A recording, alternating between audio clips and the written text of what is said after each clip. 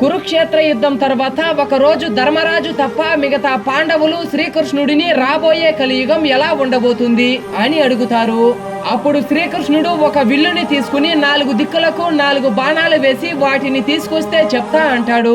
వెంటనే నలుగురు 4 దిక్కులకు వెళ్తారు. మొదట అర్జునుడికి ఒక బాణం కనిపిస్తుంది. కానీ అది తీస్తుంటే ఒక కోకిల మధురంగా పాట పాడుతూ బ్రతికి ఉన్న కుందేలును తింటూ కనిపిస్తుంది. భీముడికి 5 బావులు ఉన్న చోట బాణం దొరుకుతుంది. కానీ విచిత్రం ఏంటంటే 4 బావుల నిండా నీళ్లు ఉన్నాయి. కానీ మధ్యలో 5వ బావిలో మాత్రం చుక్క నీరు కూడా లేకుండా ఎండిపోయి కనిపిస్తుంది. నకులుడికి అప్పుడే ప్రసవించిన దూడ దగ్గర బాణం కనిపిస్తుంది. ఆ ఆవు తన బిడ్డని నాలుకతో నాకుతూ ఉంటుంది. అలా చేయడం వల్ల తన దూడకి గాయం అవుతున్నా సరే ఆపకుండా అలాగే చేస్తూ ఉంటుంది. సహదేవునికి పర్వతం దగ్గర బాణం కనిపిస్తుంది.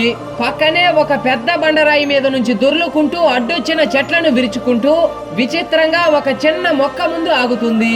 వీళ్ళు చూసిన ఈ విచిత్రమైన విషయాలు శ్రీకృష్ణుడికి చెప్తారు. అప్పుడు శ్రీకృష్ణుడు ఇలా అంటాడు: కలియుగంలో మధురమైన గానంతో మతాన్ని బోధించేవారు భక్తుల కష్టార్జితాన్ని పొడుచుకు తింటారు.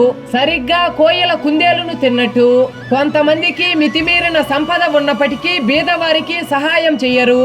ఆ నీళ్ల బావిలాగా అతి గారాబంగా పెంచి పిల్లల జీవితాల్ని తల్లిదండ్రులే నాశనం చేస్తారు.